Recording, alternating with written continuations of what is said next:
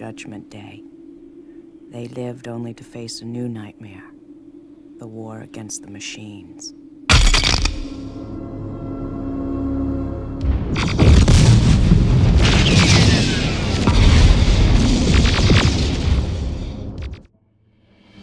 Bir 1997-yilda IBM kompaniyasining Deep Blue dasturi aql bovar qilmas yurishdan keyin tarixdagi eng kuchli shaxmatchi Garri Kasparovni mag'lub etadi. Kasparov bunday yurish qilish mumkinligiga ishonmay, hatto dasturchilarni g'irromlik qilishda ayblab ketadi. Bugungi kunda sun'iy intellekt insondan hisobsiz aqlliroq ekanligi hech kimni shubhalantirmaydi. U bugun shaxmat u yoqda tursin, bemalol murakkab matematik masalalarni yechadi, san'at asarlari yaratadi va dasturchilik qila oladi. Ammo sun'iy intellekt haqida gap ketganda, kelajagimiz qanchalar yorug'ligi haqida ko'p aytiladi-yu, lekin xavf-xatarlari haqida uncha gapirilmaydi. Bugungi videoda biz aynan mana shu haqida gapiramiz. Qora quti paradoksi. 2022-yilda Meta kompaniyasining Cicero dasturi diplomatiyani o'zlashtirdi. Shuningdek, u yolg'on gapirishni, boshqalarni manipulyatsiya qilishni va uydirma hikoyalar to'qishni o'rganadi. Muhandislar bunga yelka qisishdi va uni nima uchun o'zini bunday tutayotganini tushuntirib bera olishmadi. Mana shu muammo qora quti paradoksi deyiladi. Biz o'zimiz yaratgan sun'iy aqlni o'zimiz tushuna olmaymiz. Endi bunday aqlga ko'proq qudrat berilsa nima bo'lishi haqida o'ylab ko'ring.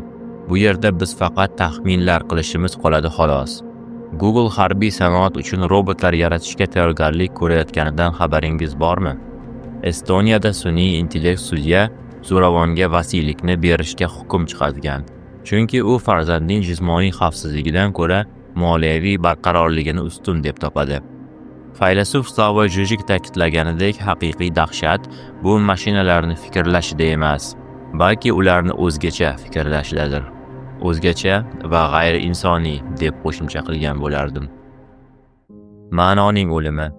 2023-yilda bir guruh rassomlar Stable Diffusion kompaniyasini ular uchun hayot ma'nosi bo'lgan rassomchilikni jonsiz piksellarga aylantirgani uchun sudga berishadi. BMTning sun'iy intellektdan bo'lgan xavotir indeksiga ko'ra, yoshlarning 76% sun'iy intellekt ulardan yaxshiroq yaratadigan, aqlliroq fikrlaydigan va ko'rkamroq san'at yarata oladigan dunyoda o'zlarini ma'no, maqsadsiz his qilishadi. Yaponiyada hikikomori, ya'ni yashashdan bosh tortib, ixtiyoriy ravishda xonalarida qamalib o'tiradigan insonlar soni 1,5 milliondan ortdi. Avvaliga bizga yordamchi bo'lishi aytilgan sun'iy intellekt endi o'rnimizga ishlasin, o'rnimizga aqliy vazifalarni bajarsin, o'rnimizga san'at yaratsin va qarorlar qabul qilsin. Bu ketishda bu dunyoda o'rnimizga yashashi qoladi xolos. Biz insoniyatning eng yuksak ma'nolarimiz ko'z oldimizda temir mashinalar tomonidan majaqlab tashlanmoqda. Ammo ma'no bu hayotga insonda yashashi uchun eng muhim va zarur bo'lgan narsadir. Buni hech qachon esdan chiqarmasligimiz kerak. Ma'nosiz inson yashay olmaydi. Kiborglashuv muammosi.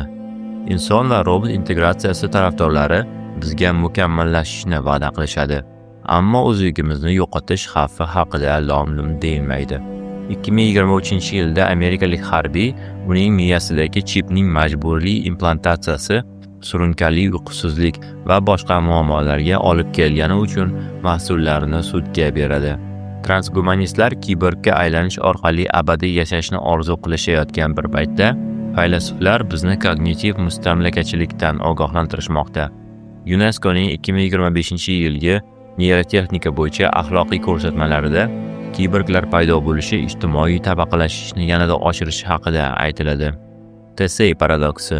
Ya'ni bir kemaning barcha qismlari almashtirilgandan keyin u haliyam o'sha kemami degan savolni mavzuyimizga qo'llasak, inson necha foiz sara qismlarini texnika bilan almashtirib, haliyam o'sha insonligicha qolishi mumkin.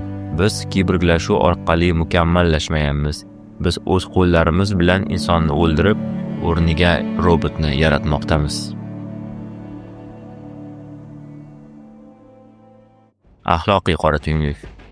Agarda sun'iy intellekt qudrat apparatlariga ulansa-chi, unda nima bo'ladi? BMTda muhokama qilinayotgan astronom ya'ni inson nazoratsiz qarorlar qabul qilishi mumkin bo'lgan qurollar tez orada hayot-mamot qarorlarini qabul qilishni boshlaydi. Sun'iy intellekt olimi Stuart Russell mashinalar sayyoraga eng katta ziyon yetkazayotgan insoniyatni yo'q qilish orqali iqlim yomonlashishi muammosini hal qilish kabi qarorlar chiqarishi mumkinligidan ogohlantiradi. Isaac Asimovning I, Robot asarida insonlarni himoya qilishga loyihalashtirilgan sun'iy intellekt insonlarning eng katta dushmani ularning o'zi degan xulosaga keladi va muammoni totalitar siyosiy rejim o'rnatish orqali hal qilish qaroriga keladi. Sun'iy intellekt bir kun kelib sayyorani yemirayotgan eng katta zararkunanda bu inson degan va yerni undan tozalash kerakligi haqidagi xulosaga kelishi mumkin.